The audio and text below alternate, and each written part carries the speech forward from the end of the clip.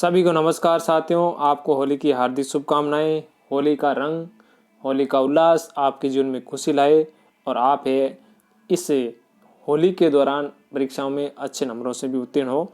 तो हम चलते हैं ये होली की शुभकामनाओं के साथ गांधीवाद की ओर। और जो महत्वपूर्ण प्रश्न हम देखते हैं कि क्या प्रश्न बन रहे हैं। तो महत्वपूर्ण प्रश्न है वो अवबोध आधारित हैं, यानी समझ से आधारित है। गांधी जी के सत्याग्रह के जो रूप के बारे में, उपवास के रूप में है, क्या प्रक्रिया उसको बताना है। उसके अलावा गांधी जी के विचारों है वो गांधी जी के विचारों का जो स्रोत है, यानी गांधी जी के विचार कहाँ से निकले, नैतिकता से निकले हैं, तो उसको आपको समझाना है। गांधी जी साध्य और साधनों की पवित्रता में विश्वास करते थे। तो ये हम 150वीं सदी गांधी जी की मना रहे थे, 150वां वर्ष। तो निश्चित रूप से गांधीवाद पर प्रश्न आना लाजमी है कि प्रश्न आएगा। इसके अलावा देखो, बड़ा प्रश्न है 4 नंबर का वो जो बन रहा है वो है कि वर्तमान समय में भी है गांधी जी के विचार है वो प्रासंगिक है। कोई 3 तर्क देना है। गांधी जी साध्य और साधनों की पवित्रता में विश्वास करते थे। इस कथन के परिप्रेक्ष्य में वर्तमान शासन व्यवस्था में किस प्रकार परिवर्तन किया जा सकता है, इस पर भी हमें चर्चा करनी है। गांधीवाद आधुनिक सभ्यता को किस प्रकार प्रभावित करे, तो ये गांधी जी की योगदान है, उसको हम यहाँ पर लिख सकते हैं। प्रासंगिकता हो या ये किस प्रकार प्रभावित करता है वर्तमान समय को, तो यहाँ पर हमें गांधीवाद का योगदान लिखना है। तो हम चलते हैं, देखें गांधीवाद के जो संस्थ में हम देखें जीवन मूल्य देखें, तो 1 नंबर का प्रश्न यहाँ से छोटा बन सकता है कि गांधी जी के जीवन मूल्य क्या है। तो गांधी जी के जीवन मूल्य 4 हैं: सत्य, अहिंसा, भ्रातृत्व और प्रेम। और ये सभी क्या नैतिकता पर आधारित है। इसीलिए हम कह सकते हैं कि गांधी जी के विचार है वो सारे नैतिकता पर आधारित है, या गांधी जी के विचारों का स्रोत है वो नैतिकता पर आधारित है। तो जितने भी गांधी जी के विचार थे वो सारे नैतिकता पर आधारित थे। गांधी जी की रचनाएं देखें, हिंद स्वराज्य, दक्षिण अफ्रीका का इतिहास का सत्याग्रह, सत्य के मेरे प्रयोग, ये पुस्तक गांधी जी की थी। हमने पढ़ा था। अभी इसकी एक प्रतियोगिता परीक्षा भी आयोजित हुई थी।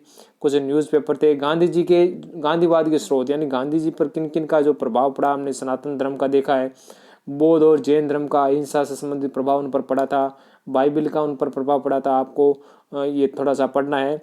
और विभिन्न दार्शनिकों का प्रभाव हम देख सकें, रस्किन है, डेविड थोरो, टोल्स्टॉय है, उनका प्रभाव गांधी जी पर था। एक प्रश्न यहाँ से बनता है कि दक्षिण अफ्रीका गांधी जी के प्रयोगों की प्रयोगशाला थी कैसे। यहाँ आपको इस प्रश्न को समझना है कि गांधी जी के प्रयोगों की प्रयोगशाला कौन थी, दक्षिण अफ्रीका थी। तो गांधी जी ने सत्याग्रह संबंधी जितने भी प्रयोग किए थे वो सारे कहाँ पर किए थे, दक्षिण अफ्रीका में किए। वो सारे वहाँ पर सफल हुए।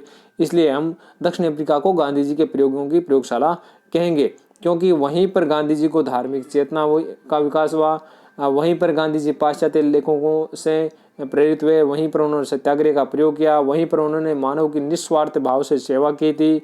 और वहीं पर समाज के प्रति उनके जो कर्तव्यों की अनुभूति उन्हें वहीं पर हुई थी। और श्रमिकों के कार्य के महत्व को समझा। राष्ट्रवादी, यानी राष्ट्र को आज़ाद कराने संबंधी जो विचार है, गुलामी के प्रति जो नफरत की बातें हैं, या अंग्रेजों के उपनिवास से स्वतंत्रता दिलाने की जो बातें हैं, वहाँ पर उन्हीं के मन में वहाँ पर दक्षिण अफ्रीका में ही पनपी थी। इसलिए हम दक्षिण अफ्रीका को गांधी जी के प्रयोगों की हम प्रयोगशाला कह सकते हैं। गांधी जी की राजनीति का आध्यात्मिकरण, यानी गांधी जी राजनीति आध्यात्मिक मतलब धर्म और राजनीति में घनिष्ठ संबंध रखते थे। वो कहते थे राजनीति और धर्म दोनों एक ही सिक्के के 2 पहलू हैं। और हमने पढ़ा था धर्म वाले पार्ट में भी, तो वो चीज़ यहाँ आप बिल्कुल लिख सकते हो। साध्य और साधनों की पवित्रता में विश्वास, तो ये बड़ा ही तगड़ा प्रश्न था कि गांधी जी है साध्य और साधनों की पवित्रता में विश्वास से करते थे। तो आपको इस पर काफ़ी अच्छी तरह से इसको पढ़ के जाना है कि उन्होंने कहा था कि जैसा साधन होंगे वैसा ही साध्य होगा। यानी आपके जो तरीके हैं या आप जो जिस रूप से कार्य करना चाहते हैं, अंततः उसका फल भी वैसा ही होगा। यानी जो आपका जिस तरह के साधन अपनाओगे, लक्ष्य भी वैसा ही होगा। अर्थात जो साध्य की प्रकृति है वो साधनों की प्रकृति पर डिपेंड करती है कि हमारी जो लक्ष्य होगा उसकी प्रकृति कैसे होगी, हम उस लक्ष्य को प्राप्त करने के लिए कैसे मार्ग अपनाएंगे, कैसे तरीके अपनाएंगे, तो उससे ही निर्धारित होगी। उन्होंने साध्य और साधनों की तुलना वृक्ष से करते हुए कहा कि जैसा बीज बोओगे वैसा ही फल उगेगा। उन्होंने कहा कि बबूल का बीज बोकर आम का पेड़ नहीं उगाया जा सकता। साधन की तुलना उन्होंने बीज से की और साध्य की तुलना उन्होंने वृक्ष से की कि जिस तरीके से आप काम करोगे वैसा ही आपका लक्ष्य हो जाएगा, वैसा ही परिणाम प्राप्त होगा। आप बबूल के बीज बोओगे तो बबूल ही उगेगा, आम का वृक्ष नहीं उगेगा। उन्होंने साध्य और साधन को एक ही सिक्के के दो पहलू बताया और कहा कि दोनों को पृथक करना संभव नहीं। उन्होंने कहा यदि हमारे साधन अनैतिक हो गए, अगर हम गलत रास्ते से जाएंगे, हम गलत तौर तरीके अपनाएंगे, तो निश्चित रूप से हमारा जो है लक्ष्य है वो भ्रष्ट हो जाएगा, चाहे हम कितना भी अच्छे काम के लिए कर रहे हो। हम भले ही, गांधी जी ने कहा कि हम आज़ादी की, हम भारत को आज़ाद कराना चाहते हैं, तो उन्होंने कहा हम शांतिवादी तरीके से चलेंगे, और इसके लिए उन्होंने हिंसा को कभी भी बर्दाश्त नहीं किया। और इसके लिए उन्होंने क्या कहा कि जो असहयोग आंदोलन था 1920 में उन्होंने शुरू किया, उसको बंद कर दिया था चौरा चौरी कांड के घटना पर। कि उन्होंने कहा कि हम जिस तरीके को जो प्राप्त करना चाहते हैं वो इतना उत्तम है, इतना अच्छा है, और उसके लिए हम हमारे तरीके अगर गलत हो गए, हमारे तरीके अगर भ्रष्ट हो गए, साधन हमारे भ्रष्ट हो गए, तो शायद ये भी भ्रष्ट हो जाएगा। तो उन्होंने कहा कि गलत रास्ते पर चलकर कभी भी सही मंजिल प्राप्त नहीं की जा सकती। तो ये साध्य और साध्य की पवित्रता के संबंध में ये बात थी। तो यहाँ पर एक प्रश्न और भी बनता है कि गांधी जी साध्य साधनों की पवित्रता में विश्वास करते थे। इस कथन के परिप्रेक्ष्य में वर्तमान शासन और व्यवस्था में किस प्रकार परिवर्तन लाया जा सकता है? क्या वर्तमान शासन व्यवस्था अगर अच्छे तरीके से काम करेगी, गांधीवादी विचारों पर, अहिंसा, शांति, भातृत्व, प्रेम के आधार पर चलेगी, तो निश्चित रूप से समाज में व्यवस्था उत्पन्न होगी। अगर शासन हिंसा पर कार्य करेगा, या शासन बात करें कि द्वेष भावना पर कार्य करेगा, एक जाति को दूसरी जाति से, एक धर्म के लोगों को दूसरे धर्म से लड़ाएगा, तो कभी भी है वो परिवर्तन नहीं किया जा सकता। समाज में कोई परिवर्तन नहीं किया जा सकता। अगर समाज में परिवर्तन करना है तो गांधीवादी विचारों के अनुसार चलना होगा। यही गांधी जी का मूल मंत्र था कि अगर हमारे साध्य अच्छे होंगे तो निश्चित रूप से समाज में प्रेम, भातृत्व बढ़ेगा, और हमारा साध्य और साधन दोनों ही गलत होंगे, या दोनों में से एक गलत है, तो निश्चित रूप से कहीं न कहीं समाज में विद्वेष होगा, समाज की जो है के विकास में बाधा आएगी।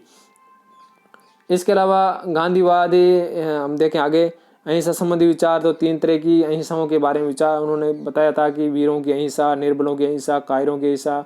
सत्याग्रह वाला, सत्याग्रह का शाब्दिक अर्थ क्या था? सत्य प्लस आग्रह, यानी सत्य पर अडिग रहना।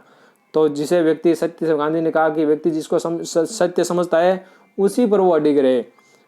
और उन्होंने सत्याग्रह की 7 विशेषता भी बताई थी। सत्याग्रह का प्रयोग किस पर किया जाना चाहिए था उसको भी उन्होंने बताया कि सत्याग्रह का प्रयोग है दूषित सरकार के खिलाफ किया जा सकता है, किसी कौम के खिलाफ किया जा सकता है, दूषित जाति, समूह, व्यक्ति विशेष, किसी के खिलाफ भी किया जा सकता है।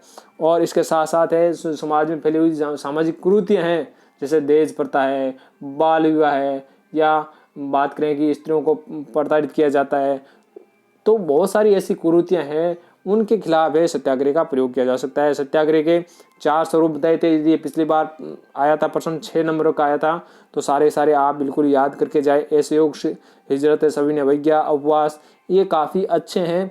आपको अगर इस यहाँ याद करोगे तो आपको हिस्ट्री में भी आपको इसमें है, ये इससे संबंधित प्रश्न आ सकते हैं, तो आप इनको जरूर पढ़ के जाए। उपवास का एक हमारे साथ प्रश्न आया था कि उपवास क्या प्रक्रिया। तो उपवास है, इसका उपवास को आप भूख हड़ताल नहीं समझे। हम उपवास व्रत वगैरह करते हैं तो वो अपने ऊपर करते हैं, हम अपने आप को कष्ट देकर है, अपने आप को है, आप अपने आप को आत्मशुद्धि के लिए तैयार करते हैं कि हम अपने आप को शुद्ध करेंगे, इसीलिए तो हम व्रत करते हैं, उपवास करते हैं। तो इसे भूख हड़ताल नहीं समझे। उपवास से व्यक्ति अपने स्वयं के ऊपर लागू करता है, और इसे भूख हड़ताल नहीं समझा जाए। आर्थिक विचार में देखें तो उन्होंने यंत्रों का, यानी मशीनों का विरोध किया था, और कहा था कि यंत्रों की नकल हो सकती है, यंत्रों के विकास की कोई सीमा नहीं है, और ये मानव के श्रम का स्थान ले लेता है, जिसके कारण है फिर मनुष्य बेकार हो जाएगा, उसके पास में कोई रोजगार नहीं रहेगा। पूंजीवाद का भी विरोध किया था। शारीरिक श्रम के बल का महत्व उन्होंने बताया था। अपरिग्रह के सिद्धांत भी उन्होंने दिया था, और आर्थिक विकेंद्रीकरण पर बल दिया था कि जो उद्योग है, बड़े बड़े उद्योगों की जगह छोटे छोटे उद्योग स्थापित किए जाए, कुटीर उद्योग स्थापित किए जाए। ट्रस्टीशिप का सिद्धांत भी दिया था उन्होंने, तो हम आगे पढ़ेंगे। स्वदेशी का सिद्धांत भी उन्होंने दिया। खादी की बात उन्होंने की थी कि खादी लोगों को स्वावलंबी बनाने का साधन है, और सत्याग्रह का भी, स्वतंत्रता आंदोलन का भी प्रतीक है ये। आर्थिक विषमताओं को दूर करने के लिए गांधी जी ने क्या सुझाव दिए? पहला दिया था अस्त्य, यानी चोरी नहीं की जाए। तो किसी भी तरह की चोरी नहीं हो, चाहे वो शारीरिक हो या मानसिक हो, वैचारिक हो या आर्थिक चोरी हो, उन सभी से हमेशा दूर रहना चाहिए। गांधी जी के अनुसार पूंजीपति लोगों को भी है श्रमिक वर्गों के श्रम की चोरी भी नहीं करना चाहिए, श्रमिकों को उनके श्रम का उचित मूल्य देना चाहिए। दूसरा अपरिग्रह यानी इकट्ठा नहीं करना, ज़्यादा इकट्ठा नहीं करना कि हमारे पास जितनी आवश्यकता है उतना ही हम धन का संचय करें। आवश्यकता से अधिक जो धन है उसको हमें जो जिनकी आवश्यकता है, जिन व्यक्तियों को आवश्यकता है उनको बांट देना चाहिए, उसको अपरिग्रह कहा था। ट्रस्टीशिप का सिद्धांत भी लगभग ऐसा ही था। गांधी जी ने कहा था कि पूंजीपति लोग हैं अपनी आवश्यकता के अनुसार ही अपनी संपत्ति का उपयोग करें और सहज संपत्ति है वो उसका ट्रस्टी यानी उसका संरक्षक बनकर वो जनता के कल्याण में, जन कल्याण में लगाए। और उसके कुछ सिद्धांत भी दिए थे, आप उनको 2-3 सिद्धांत है आप जरूर पढ़ के जाए। स्वदेशी और खादी की जो है बातें हो चुकी है, विचारों की आलोचना भी हम इसको छोड़ेंगे। राजनीतिक विचार हम देखें तो आदर्श अहिंसक आदर्श राज्य की कल्पना की थी और कहा था कि राज्य अहिंसक और शांति पर आधारित होना चाहिए। बल आधारित राज्य को उन्होंने नकारा, मर्यादित राज्य की बात की और राज्य को उन्होंने अनावश्यक बुराई कहा। राज्य की शक्ति को व्यक्ति के विकास में उन्होंने बाधक माना, व्यक्ति को उन्होंने प्राथमिकता देते हुए राज्य ये लिए कहा कि राज्य का निर्माण व्यक्ति के लिए हुआ, नहीं कि व्यक्ति का निर्माण राज्य के लिए हुआ। स्थानीय स्वशासन की बात की, उन्होंने कहा कि स्थानीय स्तर पर गाँवों को है जो है क्या दिया जाए, गाँव को आत्मनिर्भर बनाया जाए, विकेंद्रीकरण किया जाए, गाँवों को शक्तियाँ दी जाए, गाँवों को बजट दिया जाए। तो इस प्रकार हम कह सकते हैं गांधी जी है वो न्यूनतम राज्य का समर्थन करते हैं। तो आप यहाँ से प्रश्न आ जाएगा कि समझाइए कि गांधी जी है न्यूनतम राज्य का समर्थन करते हैं। तो आप यहाँ से बिल्कुल स्पष्ट लिख सकते हैं कि स्थानीय स्वशासन का गांधी जी समर्थन करते थे और राज्य की शक्ति को व्यक्ति के विकास में बाधक मानते थे, राज्य को अनावश्यक बुराई मानते थे, मर्यादित राज्य की बात करते थे। तो यही सारे बिंदु आप डालकर बता सकते हैं कि गांधी जी न्यूनतम राज्य की वकालत करते थे। इसके अलावा हम देखें अंत में हम देखें कि गांधी जी ने क्या राजनीतिक विज्ञान को क्या देन थी, कि गांधी जी के विचार वर्तमान में भी क्यों प्रासंगिक हैं। तो वहाँ से हम इसका उत्तर निकाल सकते हैं। तो यहाँ से हम उत्तर निकाल सकते हैं कि गांधी जी के विचार वर्तमान में भी क्यों प्रासंगिक हैं। तो प्रासंगिक होने के कारण क्या है वो आपको बता देते हैं कि गांधी जी ने राजनीति को अहिंसा संबंधी एक बहुत बड़ी जो है देन दी है। राजनीतिक विज्ञान को अहिंसा का बड़ा ही शस्त्र दिया है और उसका अभी तक किसी के पास में तोड़ नहीं है कि जो काम युद्ध से नहीं हो सकता वो अहिंसा से हो सकता है। ये गांधी जी का मूल मंत्र है। राजनीतिक विज्ञान को बहुत बड़ा है। साध्य और साधनों की पवित्रता की बात उन्होंने की थी, ये भी बहुत ही अच्छा राजनीतिक विज्ञान को देन थी उनकी। राजनीति में नैतिकता और आदर्शवाद का उन्होंने समावेश किया, वो भी बहुत बड़ी देन थी। नए विचारों का उन्होंने स्वागत किया। तो ये गांधी जी की आधुनिक राजनीतिक विज्ञान को देन थी। हम कहेंगे गांधी जी के विचार वर्तमान में भी प्रासंगिक क्यों है, क्यों गांधी जी का अहिंसा का सिद्धांत, साध्य और साधनों की पवित्रता का सिद्धांत, राजनीति में नैतिकता और आदर्शवाद की जो बातें हैं वो आज भी उतनी ही प्रासंगिक है जितनी भी गांधी जी के समय थी। तो यहाँ से हम ये क्वेश्चन डाल सकते हैं।